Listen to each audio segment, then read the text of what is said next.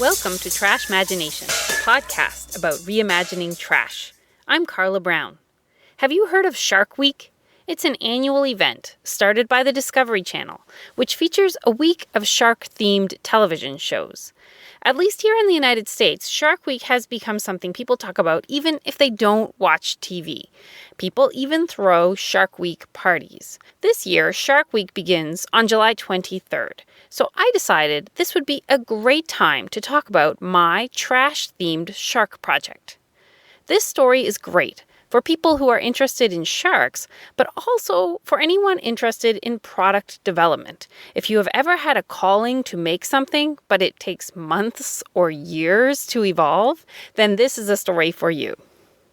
In 2012, my daughter asked for an anatomy model of a shark for Christmas. I purchased a plastic model that was made overseas, and it had a plastic stand for holding up the shark. And the gift was a hit. She loved it. But unfortunately, during the first week, it might even been the first day, a piece of the plastic stand broke off. I was frustrated. My first thought was that I should have made her a shark model out of something other than plastic, something more durable. And so I started to imagine what I might actually make if I took on that project. Early on, I imagined making the shark's body from a clear plastic bottle, but I struggled to figure out how to attach the fins and tail. I didn't want to glue things on because I wanted the model to last, unlike the plastic model. More than a year later, I had a dream of a glove that slid over the bottle rather than sticking items onto the bottle. And I had some felt left over from other projects that was made from recycled soda bottles. This type of felt used to be challenging to find, but I had found that it had become easier and easier to find, even in sort of mainstream craft stores. And so I thought at least I could make it from that type of material and be supporting the industry that does creative reuse of plastic bottles. I sewed a shark body shape that included the elements like the fins that would make the shark very recognizable. The body area would be cut away in the front so that the internal organs would be visible in the bottle.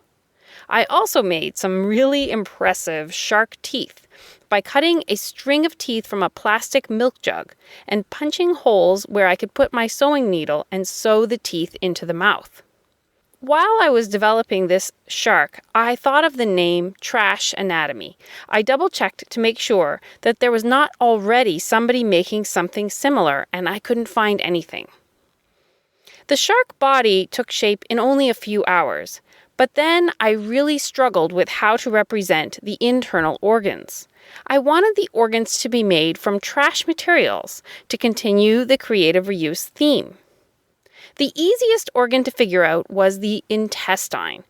In many shark species, the intestine is quite different from a human intestine. As you know, ours is like a very long hose, but in a shark, it's more like a spiral in a tube.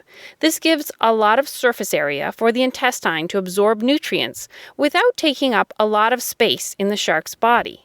I noticed that the spiral pump inside liquid soap bottles had that same spiral shape, and the pump was the perfect size to fit inside my new shark model. You might wonder how I knew about shark intestines. I am not a shark biologist. I attended a high school in British Columbia called Lester B. Pearson College. One of my subjects was environmental science, and it had a lot of hands-on experience. One day my teacher, Gary Fletcher, showed us a real shark intestine. We all got to hold it, and we got to pour water into it and see how the water swirled through it. It made a big impression on me. But other than my awesome shark intestine idea, it was very difficult to find trash items that were the right size and which looked like shark organs. I studied so many dissection lesson plans. I would find objects that I thought approximated the function, but it didn't really look like the organs.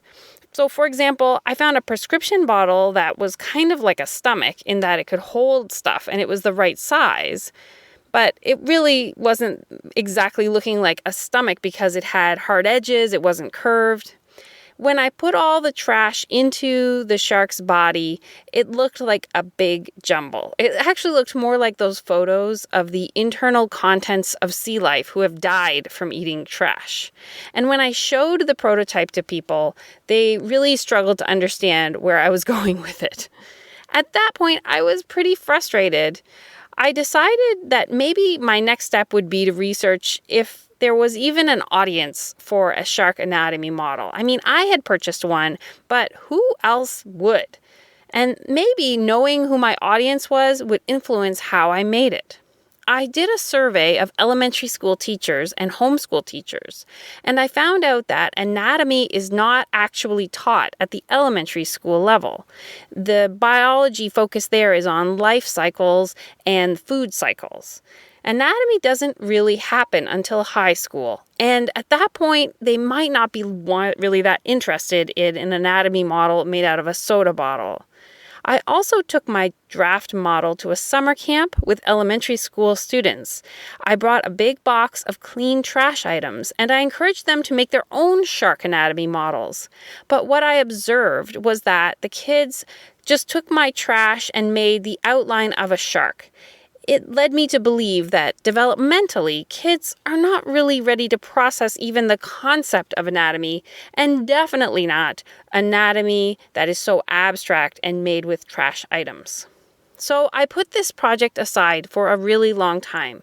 I kept thinking about it, but I couldn't seem to get any new ideas.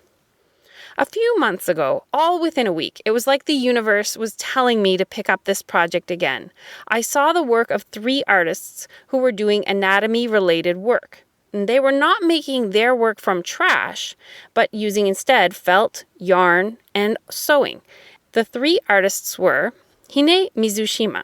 She makes beautiful felt sculptures, and she did the anatomy of a squid and a deep water clam, showing their insides, and they were exquisite. Emily Stoneking knits and embroiders an anatomy art for lots of different species. Her Etsy shop is a knit to me, AKNITOMY. The first piece of hers that I saw was a dissected frog. And then I saw Robert Mahar had just put out some embroidery kits of printed human anatomy drawings that he had gotten printed on Spoonflower, which is a fabric printing service, and he was teaching those in workshops. I loved all this work. It made me want to work on my trash anatomy project again. And so a few months ago, I started prototype number 2. I used the same shark body, but I changed 3 things. I tried a different tactic for the internal organs. Rather than making them from trash items, I sculpted them from felt. I noticed that it is really easy to find felt now made from recycled plastic bottles, and so I felt that the felt was still consistent with my mission of reducing what gets sent to landfills. I was also wanting to make sure that people who looked at the model would learn something from it. And so I thought of an idea of attaching a factoid on a little card to each organ. This way, a person could kind of tug on the card and learn about the organ that it was attached to. I also secured the organs to a flat, rather large card, and it would hold the organs in place inside the bottle of the shark, and rather than having the organs fit together like a puzzle. My concern with securing them to this card is that the model in some ways lost its interactivity. It didn't behave like a puzzle anymore, but I figured I would address that later. Unfortunately, even though I worked on it for many hours, I was not satisfied with prototype number 2. Working in the 1-liter bottle size, the organs still looked rather small, and they looked jammed up in there. The cards hanging from the organs looked like a tangled mess. At that point, I got the idea for prototype number 3, which was to increase the size of my model to a 2-liter clear bottle. This would give me more space to work. The organs could be bigger. I also decided to sew the names on the organs, and that way people might understand at a glance what is the point of this model. If they saw the names on the organs, they would know this is an anatomy model, even if the organs were somewhat abstract. I enjoyed sewing prototype number 3. I made a bigger shark body skin to fit around the 2-liter bottle. I attached Velcro to the organs so it works like a puzzle again, where someone could take all the organs out and put them back in again. This appeals to me because I am a kinesthetic learner, meaning that I learn by doing things with my hands, and I like to design things that help other kinesthetic learners. The audience that I imagine for this prototype is not elementary school students or teachers, but people who are interested in science and maybe specifically sharks, and they like to have objects around their home that remind them of that interest. This shark is actually kind of cute, and it would appeal to people who like handmade items. It doesn't feel like it's made from trash, except the soda bottle, because all the components are pretty much made of felt. I still make the eye from a little part inside an earbud, but other than that, it's mostly felt. One part of this project that I really enjoyed was researching fun facts about shark anatomy, and here are some of my favorites. Some sharks lay eggs, and these tend to be the more ancient types of sharks. The eggs are sometimes called mermaid purses, but eggs come in all shapes and sizes depending on the shark species. And looking at pictures of shark eggs makes me want to design a whole series of bags for shark eggs in all shapes and sizes. So that's a future project. Some shark species do not lay eggs, but they carry baby sharks inside their uterus. And those that carry their babies in their uterus, there's 2 types. Some, they start as eggs in the uterus and the babies live off the yolks, and others provide nutrients through an umbilical cord. The shark I designed has a uterus. The biggest shark organ is the liver. It actually fills up about 90% of the space inside the shark. In my model, the liver is not that big, or otherwise you wouldn't be able to see the other organs very effectively. The liver is so huge because it contains oil, which is lighter than water, and it helps keep the shark afloat. Shark eyes are super cool. They have a clear eyelid that closes to protect the eye when they bite their prey, and their eyes also contained mirror crystals to help the shark see in low light. A shark has nodules on its nose called ampullae of Lorenzi, which sense electrical pulses or heartbeats. It uses these nodules not only to find prey, but also to navigate based on the Earth's electromagnetic field. So what's next for the Trash Anatomy Shark project? My next goal is to prepare the shark to sell it online as either a completed model or as a printable PDF pattern. To achieve that goal, I will need to design a little booklet with the shark info. I will need to design a stand for the shark. In the photos in my blog, you'll see I made a cardboard prototype, but I would like to build one with recycled wood or a more finished-looking cardboard version. I would like to also set up an online store. So I currently do not sell any Trashmagination items, but this might be the first one. I would definitely need to learn how to photograph products for a store. And then next, if this goes well and people like the shark anatomy model, I would love to design other anatomy models like a frog or a cow. So hopefully you found this story inspiring in terms of whatever projects you have had bubbling in the back of your mind. Here's a checklist of activities that you could try inspired by this podcast. If you think the Trash Anatomy Shark is cool, please send your input to trashmagination@gmail.com. Are you someone who would be interested in buying anatomy models in this style? Would you be more interested in buying a completed model or a pattern? Also, I would love to know your favorite shark facts or favorite shark species. Which organ do you think is the most interesting? One lesson I hope you might hear in this story is that when you are buying a gift, stop for a moment and consider if you could make the gift instead of buying it. Or check on Etsy to see if an artisan is making it by hand. We don't need to buy more objects made from molded plastic.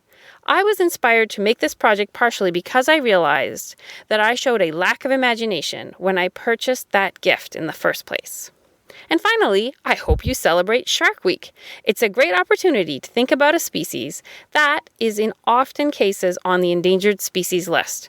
Maybe you could celebrate Shark Week by bringing your canvas bags to the grocery store or your own cutlery when you eat out so that you can reduce the amount of plastic disposables in the ocean.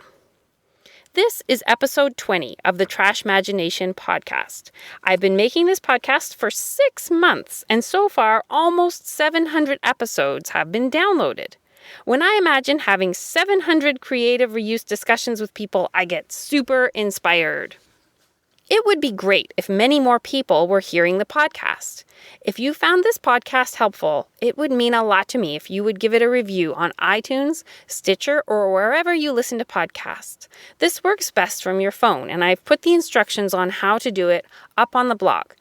To summarize, you go into the podcast app, for example on iTunes, and you search for Trashmagination. You click the Trashmagination logo and the screen comes up showing 3 tabs: Details, Reviews, and Related. You click the Reviews tab and then you click the link to write a review. It would mean so much if you took a moment to let me know you are listening and getting value from these efforts. Until next time, may you see trash as just another source of anatomy models and shark fun facts in your life.